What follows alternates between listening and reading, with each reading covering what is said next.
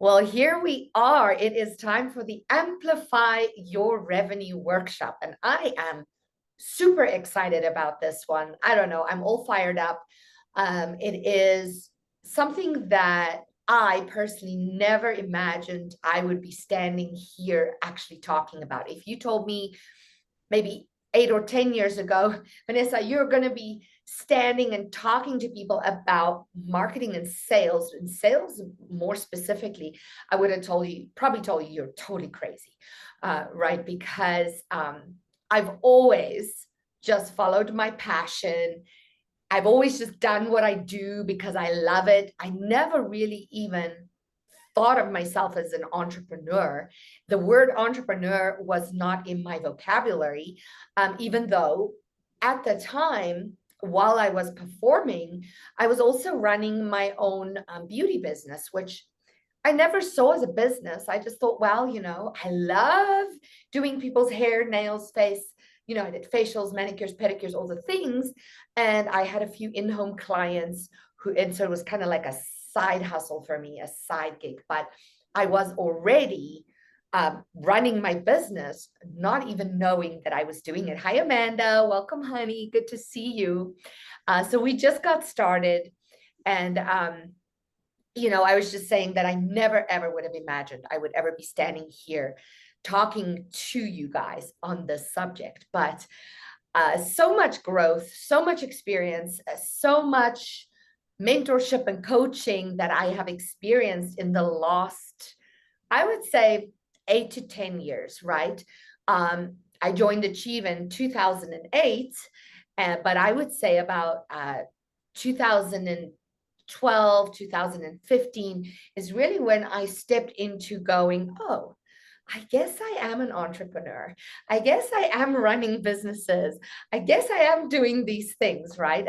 I never really kind of believed it myself. Who else here have been in that place where you're like, I know a lot of you, yep, Amanda. I mean, yes, Devin, we do what we love. We do what we're passionate about, but we don't really think of it as,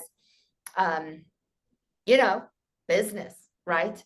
And then when you start getting really serious about it, this is where a big epiphany came for me because, hey, never in my life did I even want to sell or market.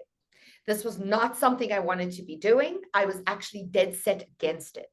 I had this idea that all I needed to do was create my things and show up and teach it. But never ever did I imagine that, okay, in order to reach others and in order for them to actually be there and show up, I'm going to have to do some marketing and sales. Oh no, right?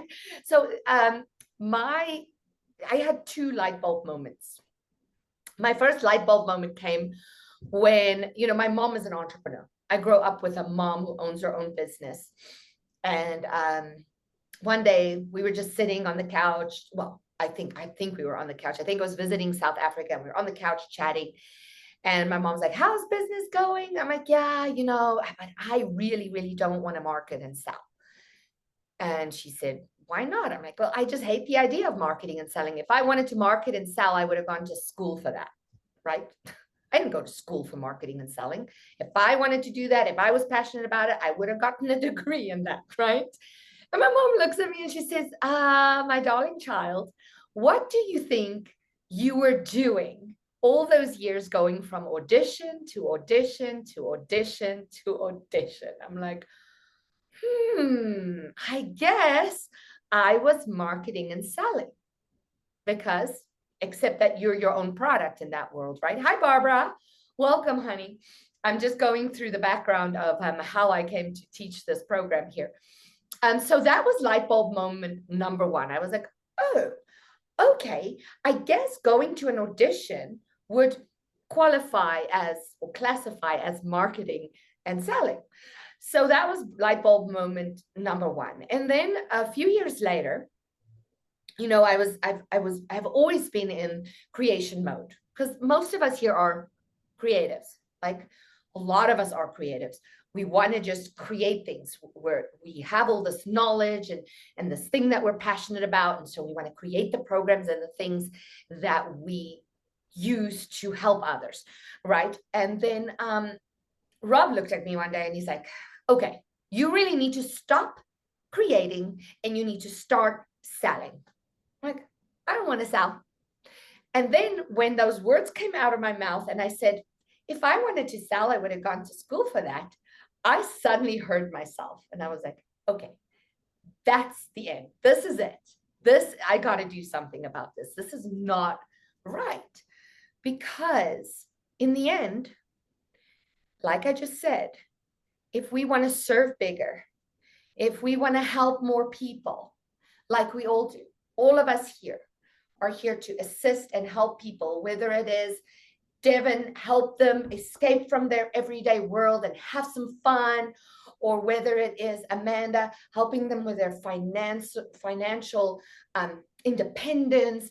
You know, we all have our thing. We all have our thing that we want to help people with. But how can we help them if we are the best kept secret? And Casey and I talked about this yesterday as well. If we're unknown, if nobody knows who we are, how can we help the masses? How can we impact in a huge way? So yes, I did. Who else here have worked with Lila Veronica before? So I know Lila, you know, I work with Lila intensively. And I've worked, I follow a few people and I worked with a few people. Ingrid Arna, Kelly Roach, Eva Pirtzak. These are all people that I follow and that I do the workshops and the things. And so in the last decade, I have learned so much. And what we do as educators and as helpers and as mentors is we go out in the world and we learn and we consume. And then we process, we reconfigure, and we figure out what works for us. And then this is how I got here. I'm like, one day I was sitting and I'm going, wow, I've actually gotten really good at this. And once upon a time, I hated the idea and now I actually enjoy selling. So why don't I help some others who have the same blocks, the same, I had to really change my mentality and my mental focus around selling and the way I think about selling. And yes, so these are all the mentors that I worked with. And I've taken all that information, I've digested it. And for the past 4 years, at least, or 5 years, I'm doing discovery and sales calls between 2 to 5 a day. Well, maybe some days up to 8, but I have really, really seen what works and what doesn't work. And so this is why today I'm so excited. Who else is excited to learn more about, yes, changing your mindset around sales, and then also having a formula and an actual script that you can use when you sell? And when I say script, here's the thing with the script. I'm going to give you questions you ask, but you are going to ask these questions in your way. You're not going to verbatim use my words. I want you to internalize and personalize this script. Because what this does is it takes the preparation and thinking out of the discovery call or the sales call, right? And the other thing is that this is totally heart-centered. This is totally about serving. So let's dive right in. I want to help make your path clearer. It took me a good 5 or 6 years to figure this out. My hope is that after this program, you'll be able to jump right in and feel more comfortable with the idea of selling and have a great methodology that you can work with. So before I jump into the big meaty stuff, and I see we're already 20 minutes into this call, it goes so quickly, 10 minutes. I want each of you to quickly just tell us your name, And let me know what is the one thing that the most important thing that you're hoping to get out of this program in these 2 weeks that we're going to be working together. And then also make sure you schedule your one-on-one with me. We're going to take this information and integrate it into your business, for your business and what you're doing.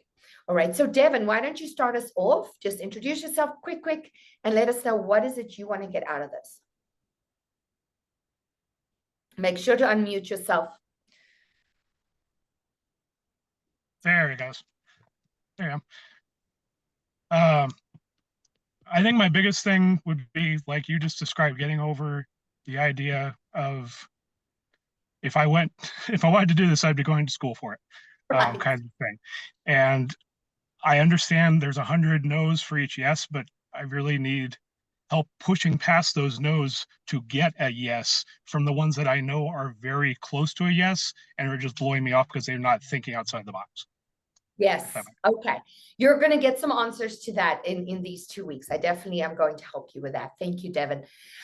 Noelle, I know you're at the airport. Can you share with us? Yeah, I mean, just helping on those sales calls to actually close and making progress every day, working with you and Leela has just been amazing. But getting over that hump of being able to have the conversation instead of just automatically say, here's what I got. Right. Yes. All about that. This is all about that. Mac. For me, it's the continuation of a 50-year career. I'm not ready to sit on the couch and watch General Hospital, so I keep learning, you know. I've been around in the times where fax machines and cell phones and computers have come in, and there's always something new. I have to be present. I don't know what I didn't see if I wasn't there. I love, Mac, that you are at everything. I swear, Mac has been to all my programs and the repeats of them. It's just wonderful to see your dedication, Mac, and I've seen you grow so much. So thanks for being here. Fantastic. Casey, thank you for joining us today. She just signed up yesterday. So I'm so happy you made it today. Thank you for having me. I would say like the biggest thing I'm looking to get out of it is just like a sales strategy that feels authentic and doesn't feel like I'm pushing, but at the same time is giving people the information and what they need to be able to make that purchase and to make it feel good for like on all sides of the coin, right? Like that's what I'm looking for. Yes. I think everyone say amen to that. Thank you, Casey. Amanda. Yeah, same thing. I'm blueprint nurture, so I'm a high nurture. So it is difficult to switch from, I'm just here to help you, whatever you want, to taking that authoritative, like Yes. trusted approach and be like, this is how I help you. These are, and not being salesy, like you said, being very authentic, but truly selling the results that they're going to get from working with you or the opportunity that's there, and not being afraid to ask for it and know your worth. You're totally speaking my language, and that's exactly where I was, Amanda. I'm that nurturer too. You know that about me. It was so hard for me to ask for money. So hard. Barbara. Everybody else said.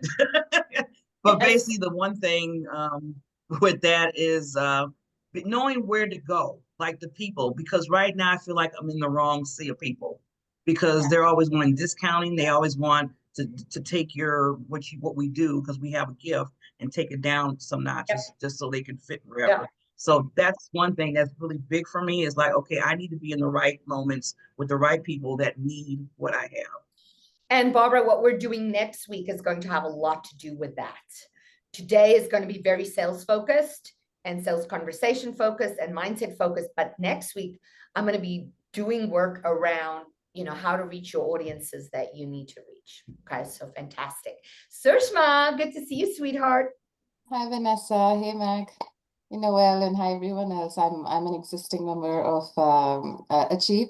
So my purpose here today, Vanessa, is I'm quite passionate about sharing what I do, but I feel I need help in honing or kind of improving the way I message.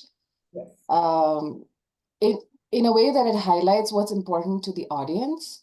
and actually make the conversion happen. I think I struggle a little bit there because people I meet are not as enthusiastic about my work as I am.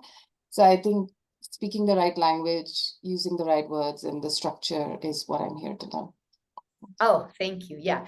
And for all of you, in our one-on-one too, when we work together, keep these questions in mind, because I would like to, in our one-on-one, really hone in on that focus for you, the one thing that you really feel, so that all this information that I'm sharing with you now is definitely going to help you with everything you just said, all of you. But, I want to make sure we really focus on what it is you want to get out of this, especially in that one-on-one. So with that said, I'm going to share here.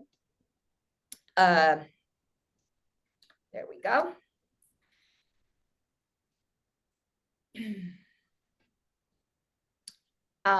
So let's quickly talk about the mindset around selling, because for me, that was probably, for me, the biggest block that I had was, when we think of selling, we think of that icky feeling of people just pushing their thing on you and making you feel guilty for not buying, right? And then you just walk away feeling that, and that's the thing that I think for all of you here, I know all of you here, we're all people with good morals and good standards and good values. And so we want to help people. We want to make them happy. We don't ever want them to feel bad. So that plays into actually taking ownership and stepping into your power and understanding that when you are selling them, and when I use the word selling, I'm going to now replace that word with serving, because the highest form of serving is being visible, so those people who need what you have can benefit from what you offer them as far as a solution, right? And we need to empower people to be able to give us an empowered yes or no.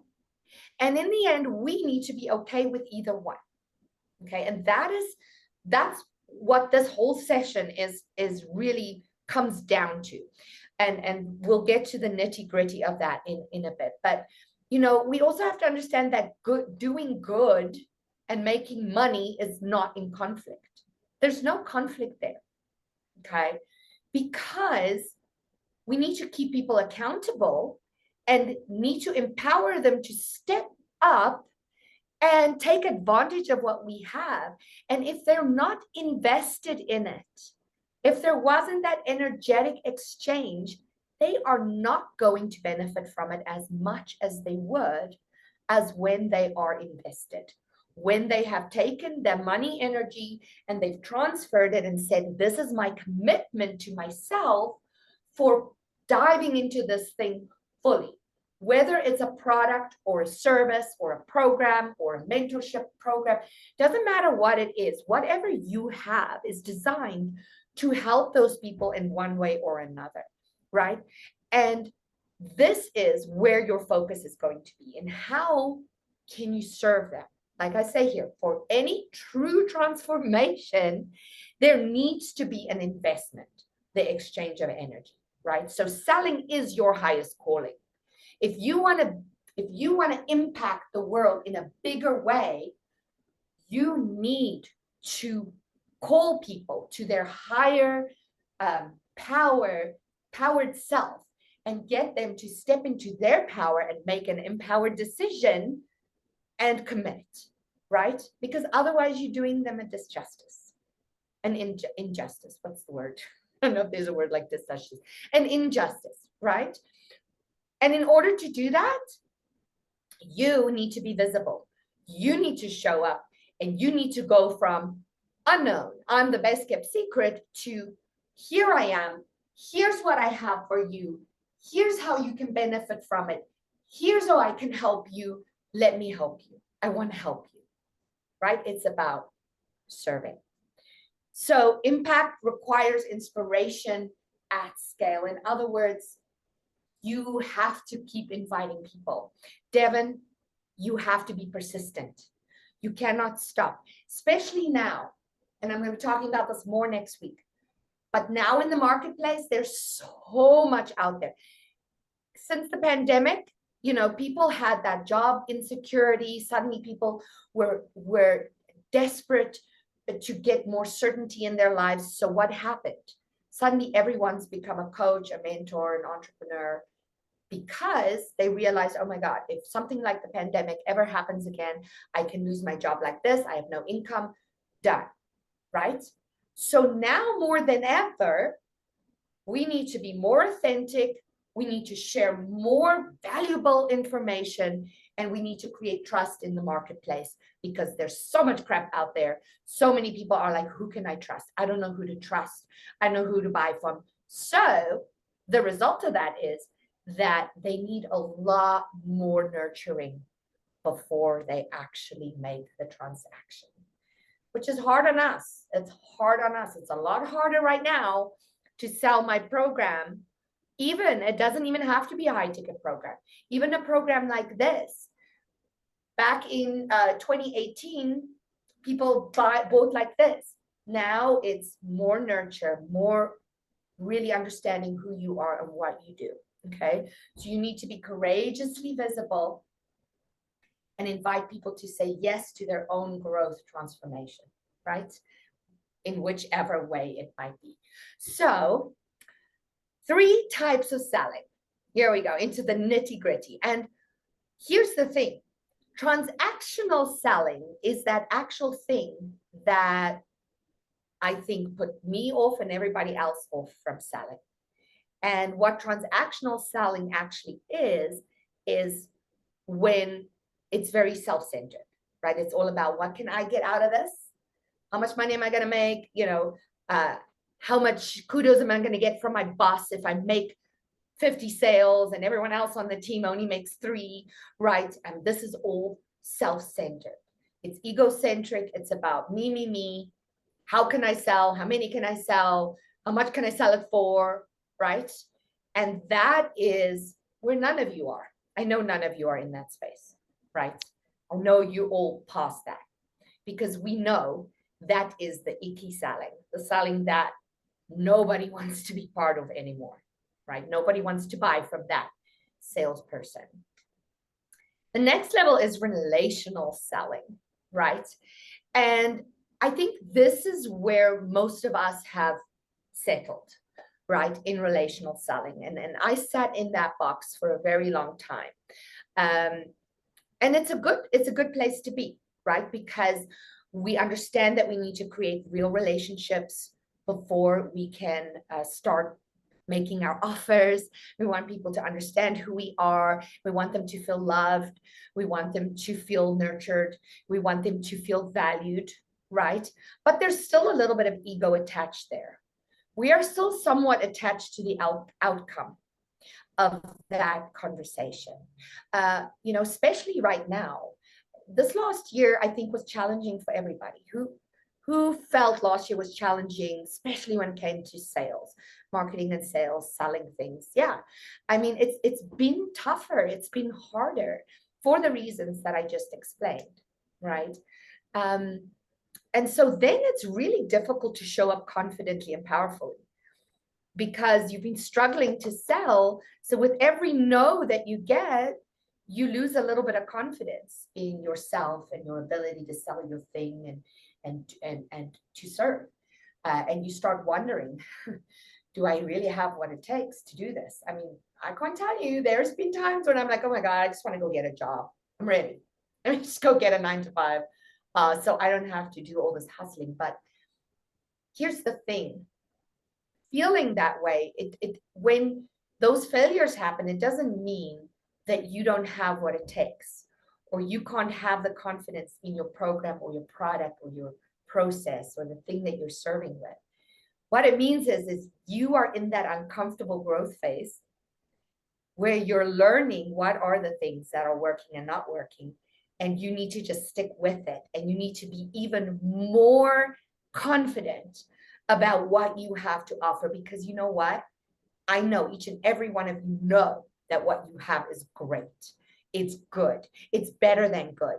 And that you can help many, many people in many capacities. So I want you to step back into, now we're going to talk about what I'm going to be sharing here is heart-centered selling, or spiritual selling, as I like to call it. And the reason I call it spiritual selling, and I'll tell you that I learned some of this from Kelly Roach. I just love the woman. She's amazing. Spiritual selling is about faith, right? Heart-centered selling is about detaching yourself from the outcome of sharing what you have to offer and having faith that things will work out if you just show up 1000%. If you show up 1000%, you do what you need to do, things are going to come together, right? And that's a difficult thing to do. It's not an easy thing to do when we're desperate to pay the bills. You know, there's suddenly the car broke down and we need new brakes, or we just, you know, we had a big palaver with our basement and it cost us double what it was supposed to cost, right? So all these incidentals happen in our life. And then we have this feeling of desperation. Gosh, I need to make this sale. I need this cash. I have to pay that bill by such and such a date. So how do you detach yourself from the outcome of a sales conversation if that is going on in the background? Faith. Now, faith in what? Faith in God, faith in a higher power, or faith in knowing that you've done the work and that what you have is great and that you know there's a need for it. And faith in that when you do the right things, when you show up 1000%, when you do the work that you were meant to do, destined to do, that it will come together, right? So that is the one big difference between relational selling and heart-centered selling, is that you need to trust in that offer. You need to trust in the law of abundance. You need to trust that the right people, Barbara, is going to come your way. And I'm going to share with you how to do that very soon. But releasing that feeling of desperation. And sometimes that takes some personal work. It always takes personal work. Having to do those breathing exercises before you get on that call. Doing a meditation every morning to release the stress around what's going on. Doing your yoga or your workout or whatever it is you do to release the stress and desperation in your life so that you can show up on these conversations purely serving, purely empowering people to be able to make a decision for themselves without you influencing them in a pushy way, right? That makes sense? Yes. So here's the formula for heart-centered selling. 1 second, I need to just, my little windows are in the way. So the formula for heart-centered selling is focused on empowering the prospect or client to make an empowered yes or no decision, and for you to be okay with the outcome because you know it is in their best interest at that time. And why do I say at that time? Because you need to always remember that timing is also a factor when you're marketing and selling, right? So when you're talking to that person, that no might be a no right now, but that doesn't mean, hey, I just signed up an Achieve member that I've been talking to for 3 years, Monica Miller, okay? I've been talking to her for longer. I've been talking to her for as long as Leela has been a member, because Leela introduced me to her when she joined, and probably been 5 years later, Monica just joined. She just texted me last week and said, I'm ready to join. Okay, so never discount any of those people in your network, in your funnel. Don't hesitate to revisit them a year or two later and say, hey, you and I had a fabulous conversation 2 years ago. this wasn't something you needed back then. I just wanted to check back in, see how you're doing. You know, is there anything I can do or help you with? Right?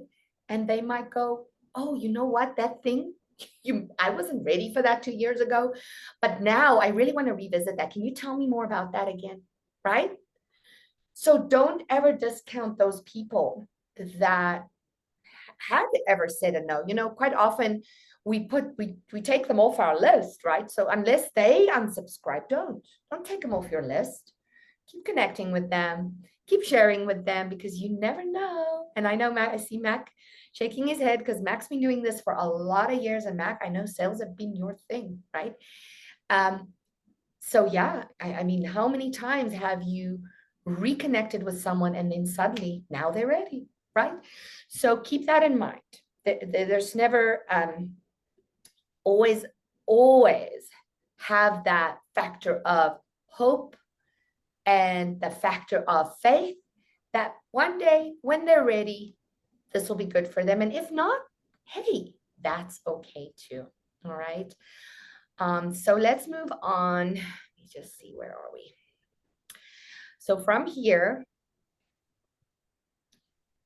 need to get all the wrong windows to go away. I can press the right buttons. There we go.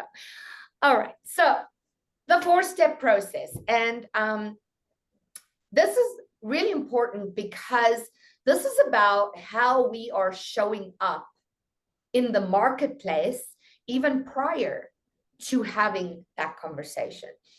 And this is very important because we need to model and live and express and be, Casey, that authentic person every day, no matter where it is, whether it's in Starbucks, whether it's on Facebook or LinkedIn or on TikTok.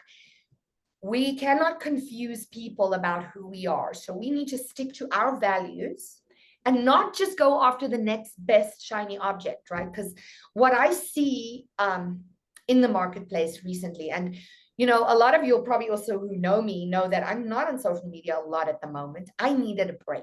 And that authentically was for me what I needed. I'm going to get back on it.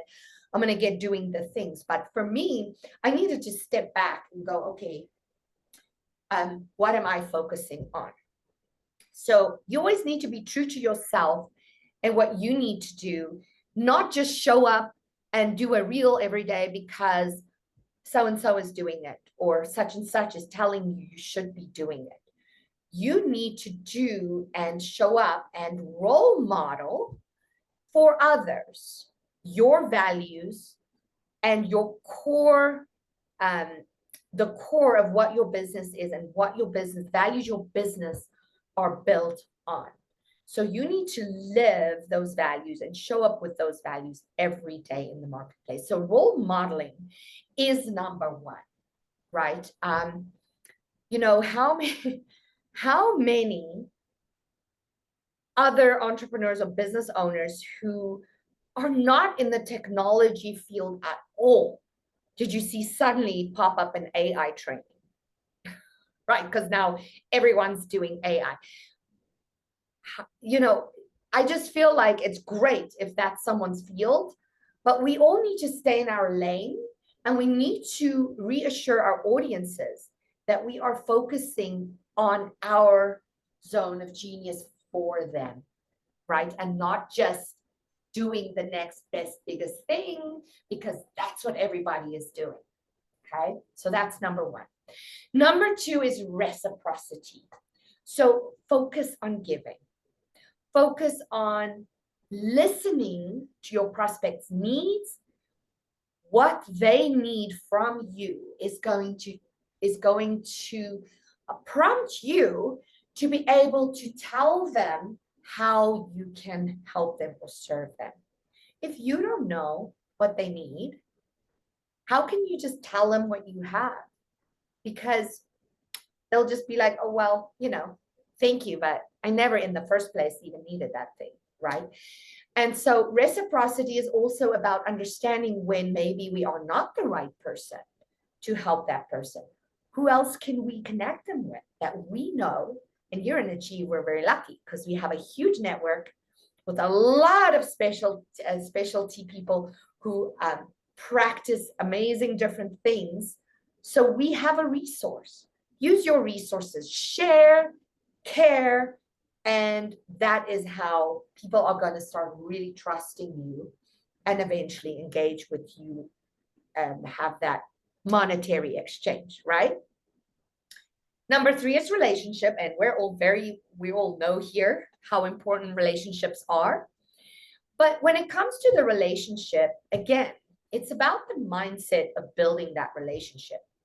It's about really championing and empowering and encouraging that other person and not stepping into that relationship for your own benefit, right? That's the difference. That's the difference between just being relational or being heart-centered or spiritual, right? So you want to inspire them, you want to show them their solutions to their problems, and that's why we're all here. And then last but not least, resolution, bringing them towards that empowered decision. You're not pushing them to buy your thing because you think that's what they need. You want them to have all the facts. You want them to understand what it is you're offering them. In other words, what are the results you're offering them? And then you want to courageously challenge them to make a decision about what they want, Amanda. So it's not really about closing the deal, which is what we're wanting to do here, but it's about saying to them, hey, this is in your hands. This is your decision. But here is what you're going to get out of this, and how much do you actually need this in your life, and what in your life is going to change because of it. And then you need to decide how important that is to you. That makes sense to all of you? I can't see your faces right now. So, you as that person needs to be okay with the empowered yes or the empowered no. And that is where getting detached from the outcome changes the dynamic of the conversation. It changes the dynamic of the sale. It changes the dynamic of the energy in the room, the energy on the Zoom, right? And that is what we're all aiming towards. Before I go into our script, any questions? No? Okay. Cool. How's that feel so far? Feels good? Yeah.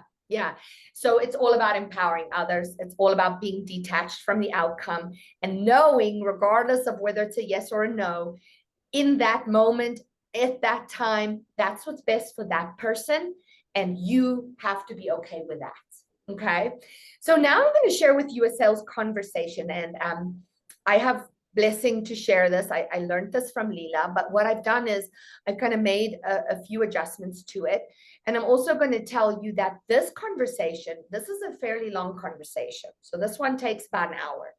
This is one that I recommend for high ticket offers. Like if you want to sell someone anything above $10,000, this is the conversation I would have. Because when you ask people to make a huge investment, they want to feel nurtured. They want to feel you have their best interest in heart, and they want to know that you want what's best for them. And in order to create that for them, you need to spend time to listen to them.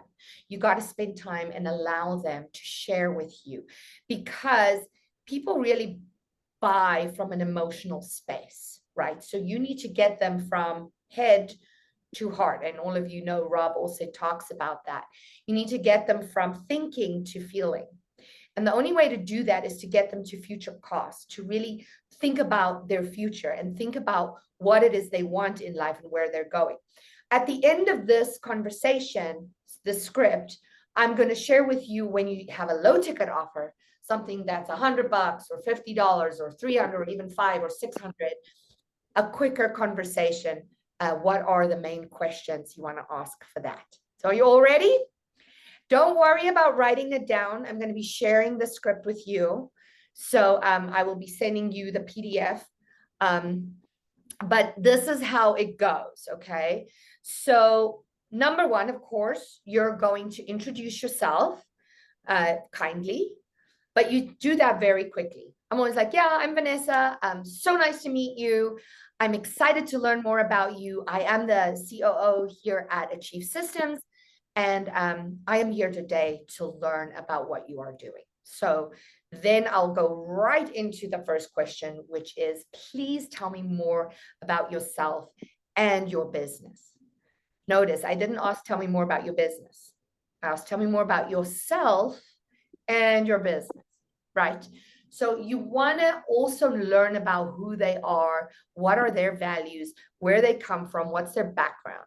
So sometimes people launch right into their business. They'll tell you all about their business. It'll be fabulous. And then I'll maybe say, well, you know, you told me about your business, but what are some of your personal goals? What are some of the things you want in your life that you're working towards, right? So that gives them an opportunity to really start sharing a little bit more about themselves, get away from just being all business in the call, and already starting to feel a little bit more, what's the word? Appreciated, right? As human beings, not just as business owners. And that is our goal. So that's question number one. So tell me about your, and then I will, after they told me about their business, I'll ask them, I'll say, so tell me a little bit about your goals, right, for this year. Or usually if it's someone who's a new entrepreneur who just started out, I'll just say like, where do you want to be 6 months from now? If they've been running a business for a long time, I might say, hey, what do you have planned for the next 3 years? Where do you want to see yourself 3 years from now, right? So you need to gauge, see how long they've been in business, how successful they are, where do they want to go, what do they want? And Devin, you and I will dive in a little bit deeper into, because, you know, your service is a little bit different. As far as, you know, this is very mentor coaching. And even for products, there's a way to spin this to be able to still get to that heart feel place and make people feel why they need your product, you know, but this is a very service-based, heart-centered conversation. So if you're a mentor or a coach, this is really good, but it works for really anything, okay? Then there's an additional question. You can choose whether you want to ask this or not. For me, again, it depends how high ticket my offer is. But question number 3 is,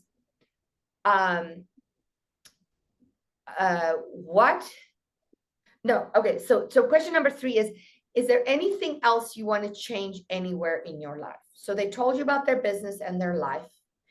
Now you're asking them, is there anything you want to change? What don't you like? What do you want to be different, right? So sometimes I'll ask this, sometimes I won't, and sometimes they've already answered it for you. So you really need to listen, because you don't want to have them repeat things to you. So sometimes if they have already told me while telling me, you know, about their goals, I'll say, well, I heard while you were talking to me that you really, feel like you need to up your revenue, or you said you really want that house on the beach, you know, so I will mirror what they said to me, and then I will say, what is your biggest challenge in obtaining that thing? Or in what area of your business do you feel you need more support, right? So if it's a business conversation, I'll be like, you know, so where do you feel you need the most support? If it's more of a personal conversation, I'll be like, so, you know, what's your biggest challenge in getting that thing? You just told me you want that boat that you can go sail on. Why don't you have it yet? What is holding you back, right? So that is question number 4. So now we've learned about their business, their life. We've learned about their goals. And here you really want to let them talk, right? You really want to let them just tell you all about it. It's all fabulous. And then another optional question. And this one's fun because this one catches people off guard. Some of them don't know what to do with that question. Other people get really excited about it. So I'll be like, well, you said you want that boat that you and your family can go sail on. Once you get that, how are you going to celebrate? So what are we doing? We're kind of taking them out of that very like maybe tense feeling of like, oh, I need this thing, I want this thing, into celebration. What would I do to celebrate that? And quite often people will be like, oh my gosh, I've never thought of that. Wow, I don't know. And then you kind of got to go, well, but if you could do anything, what would it be? Right? So you kind of just guide them. And then they have this epiphany of how they'll celebrate. And what that does for you as the person running the conversation is that gives you a little bit of an idea of what's important to them in their lives. Because I've had people say to me, well, you know, I will throw a party for my employees, you know, and someone else will say, oh, I'm just going to go have a spa day, right? So you learn what are their values and what are the things that are really important to them. How will you celebrate? Oh, I'm going to go on vacation. I'm going to leave my family, or I want to take my whole family on vacation. So you learn about them. You learn about how they operate, you know, how they think. So that's a really fun question. Sometimes I use it, sometimes I don't, but it's a fun one to do. Then after that, you know, what we want to do during this kind of conversation, especially if it's business centered, like when I'm talking to people about joining Achieve or becoming power partners, as they tell me things, sometimes I'll embed little things for them. Someone might tell me that they're a psychotherapist and they're doing Reiki and alternative healing, but they help people out of the stress and anxiety that stops them from building fantastic businesses, right? And I'm like, wow, you know, you sound like a real expert. Have you ever thought of creating education around that? Have you ever thought of creating a certification program? And they're like, oh my gosh, I never thought of that, right? So the things that you have to offer, if there's an opportunity while they're talking to you, embed little things. You know, Mac, you talk to people and they're like, yeah, you know, I'm so tired of printing business cards and I don't, that doesn't seem to work anymore. And you can be like, well, you know, that just reminded me, we have this amazing system where you can create these video cards, right? And you don't go into a full conversation about it. You just drop a nugget. You just give them a little, oh, that's interesting, right? And then you carry on. You ask them about them again. Let them get back to themselves. So by the time you get to this part of the conversation after the celebration, what I normally will do is I'll say, would you like me to share a few ideas with you on how you can, whatever it is they need, right? How you can get more visibility, Barbara, or Sushma, how, you know, how you can have better organization and time management in your business, whatever your thing is, you're going to share a couple of tips with them. Devin, you know, can I share with you how this is going to make your party unique? Right? How is this going to be different for you? Right? And then you share a couple tips, 1 or 2, maybe 3 at the most. Don't go into full coaching mode. That you don't want to do that either. But you want to give them some information that they can walk away with and go implement right away, or think about right away and go, oh, wow, you know, that really is unique. That really is amazing. I really feel like I got some value out of this call. Right? So you're giving them value right there and then to kind of know and to get a feel for your expertise and what you're doing. And then we're almost at the end of this, you guys. And then you'll go, now that I've shared those things with you, do you have any questions for me? Okay. So now you give them an opportunity. Sometimes they'll have questions about the tips you shared, but sometimes they'll go, yeah, so tell me a little bit more about your programs, or how much does it cost to work with you, or that's really what we want. But they don't always go there. Okay. Sometimes they'll just ask questions about your organization or how you work, or, you know, something about what you just shared, which is fine too. And then you'll obviously answer their question. And then I like to ask, what has been most helpful for you today? Right, so that question, the question of, do you have any questions for me? If that leads to the offer, you go straight to the offer, okay? Which is what we'll go there in a minute. But if it doesn't lead to the offer, they're not asking, how can I work with you? How much is it? Blah, blah, blah. They're asking you other questions. Then your next question would be, well, what was most helpful for you today? And what that does is it takes them back over the conversation and reminds them, oh, we just shared all this stuff, right? This was super valuable. I got so much out of this. And it's sometimes really nice because you might even get a testimonial out of that when people tell you what was most valuable to them. I've had people like, wow, this was, this was amazing. I got so much out of this call, blah, blah, blah, whatever. Okay. And then after they said whatever was most helpful today, this is when you give it a second. I'm not very good with the quiet pauses, but the idea for the quiet pause is to give them an opportunity to ask you about your programs or your prices. But if after like a few seconds, 10 seconds or whatever, there's nothing, then you say. And this is the secret. The way you word this is really important because you don't want them to feel like you're offering them a program or a thing. You want them to feel like you're going to be working alongside them, right? You're taking them by the arm and you're going to do this thing with them. They're not alone on this journey. So the way I put this is I will say, would you like to know what it would look like for us to lock arms and work together, right? Or would you like to know what it would look like for us to work together? You don't have to say lock arms, but to work together. So they feel it's not just they are going to be doing the work and you're just selling them the thing, but you're actually going to be there to support them along the way. And or you can say, would you like to know what it would look like for us to work together, right? So those are ways you can phrase it, and then they can say yes or no, right? I'm not quite ready for this. Can we put it on the back burner? Sure. Would you like me to reconnect with you in a few months? What would be a good time to reconnect? If you're not feeling ready for this, no problem, right?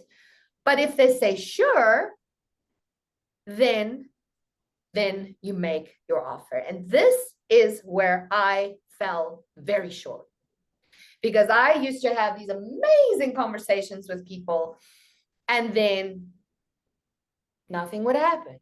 And I couldn't understand it. What the heck is wrong? I mean, we had such a good conversation and nothing happened. Problem is, I never made the offer. I never confidently told them what I have for them and how much it's going to cost. You have to be comfortable with it. You need to know it inside out. You need to go sit in front of the mirror and practice how you're going to say it, right? Sure, I'd love to work with you. What does that look like? Well, we are going to work together for 6 months. This is only a $6,000 investment. And we're going to do a 2-hour VIP get together and formulate what you need and get your plan together. And then we're going to connect once a week for 6 months. And you're going to have full-time text support and email support. Right? Did I miss anything? Maybe I did, but they have a really good idea. I'm not telling them, oh, we're going to do posture exercises and we're going to work on your self-image by going out and talking to people and we're going to get you a 30-second pitch. No, just what is the structure of your program? How much time are they going to spend with you and what is it going to cost them? You don't go into processes and methodologies and any of that. It's just, here's the outcome. I'm going to help you with your self-confidence and your self-image so that you can powerfully approach people and create a successful business. And we're going to spend this much time together. You're going to pay me this much. So how would you like to make that investment? because you can't leave them without them committing. They have to commit. Now, sometimes they're not ready to commit. I have to go talk to my spouse, right? There's always the objections. I don't know about the price. Well, and that's a whole nother conversation. But in that case, if that happens, allow them. Hey, you need to talk to your spouse. I'm great with that. I love that you have great family values and that you run things by your spouse. When would you like me to reconnect with you so I can find out how that went? Right? Not, no. I mean, I got in a sales call once and I told the person, you know, I'm not ready to make this investment. I need to go talk to my spouse, you know, because we share finances, right? And they were like, well, you shouldn't have to talk to your husband about anything like that. You should take ownership of your life. I was like, oh, no, no, no, no, no, no, right? You need to be supportive. You need to not push for anything. This doesn't matter. Whether they sign up or not doesn't matter. It's because you want the best for them. And they need to go through their process for it. You can help them through the process. And I'll share with you guys, the reason I ended up working with Leela and not another person I interviewed a bunch was Leela was the one that showed me how to talk to my husband about it because I was scared. I was scared to go and ask for, I got to spend $15,000 on someone that does exactly what you do. You know, I know you're my business coach, but now I want to hire someone else and I want to spend all this money on it. Right? She guided me through it. She coached me through it. She showed me how to go to him and talk to him about it and feel empowered about it and empower him to give me a yes. Right? So, and again, that's a whole nother conversation, but you get my point, right? So make sure you make the offer if they're ready to hear the offer. And I always suggest start with your high ticket offer, right? If they can't do the high ticket thing, say, well, you know, if you're not ready to step into this big investment, I do have some other things we can do that isn't as much of an investment that can get you started on the journey, right? So how does that feel to all of you? Feel good? Yeah, it takes a little practice. The first few times I did this, I had the script there on the table next to me and I had to glance at the questions. But here's the deal. You need to learn how to guide this conversation yourself. You're not always going to ask all those questions, but these are all resources for you, right? These are all great questions you can ask to make people feel nurtured and to get them to share with you what you need to know so you can help them effectively. Now, for the low ticket offer, 3 questions. And those alphas, Amanda, you've heard me say this, Sushma and Mac, you've probably also heard me say this. 3 questions. Number 1, who are you? What do you do? What do you do? Tell me more about your business and yourself. Or I always ask, how did you get to do what you do now? Tell me, how did you get to do what you do now? And tell me more about your business, right? So then they tell you a little bit of background, their education and what they did and the journey, right? And then I'll be, so tell me, what are your goals? Right? Where do you want to see your business go? Where do you want to be 3 years from now? Where do you want to be 1 year from now? Where do you want to be 6 months from now? And then my last question is, what do you feel you need the most support with in order to get there? And then that usually is enough. For a low ticket offer, I have enough information and I can tell them how I can help them get over that hurdle or do that thing, right? And again, Devin, this conversation might look a little bit different for you. I want to learn when we're in our one-on-one, we're going to talk about how, on what level your service can give people those 3 things, you know, in their lives, health, wealth, and relationships. For you, it's more relationship-based and parties and making things fun. But there is a way to approach this from a more heart-centered place than just, oh, you know, I can give you this amazing party, but what are they going to get out of that party aside from a fun time, right? We can talk a little bit about that and little pain points that you can talk to people about that might get them from that almost yes to that total yes. Okay, any questions, anybody? I know we're out of time here. Actually, the timing is perfect. Any questions about any of that? No questions, just the reciprocity thing is, I think, key. And if we truly go into it with that mindset, they know it, and it just changes the dynamic of the whole interaction. Exactly. And it gives them that good feeling when they leave the call, regardless whether you finish the conversation or you still have to revisit the conversation. They walk away with a feeling of, oh my gosh, Amanda really cares about me and she really wants what's best for me. Let me think about this, right? So it gives them something to think about and gives them that good, warm feeling. Yes, Mac. Two things. One, when Gail was still alive, if I spent $15,000 without asking her, I wouldn't need to take the course because I'd be dead. Yes. That's the humor side of it. One of the things that I struggle with is I have a value on my time in that so many people, they hear the price and then you plan, well, that's an hour every week. Sorry. That time keeps dragging on. That's okay. Yeah. But how do you retain your own time frame to fit into what your offer is?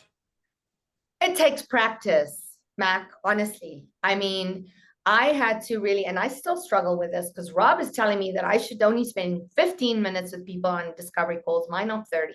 I cannot seem to get it less than 30. I feel like anything under 30 feels rushed, feels pushed. So I really think it is about doing it a lot and figuring out where is it you can cut shorter.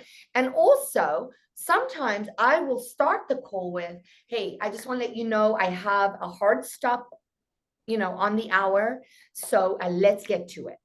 Right. So I'll give them a little bit of a sense of urgency to know, hey, I have another call or another meeting or another thing I have to get on. This is the time we need to end. And if I happen to have more time and the conversation is good and it's leading towards the sale, I might go over a little bit. But I really stick to that. And I think it is about giving them that expectation in the beginning of the call and saying, hey, this is going to be 45 minutes or this is going to be 20 minutes. We have 20 minutes. Let's go. Let's do this. Right. Do you find them coming back?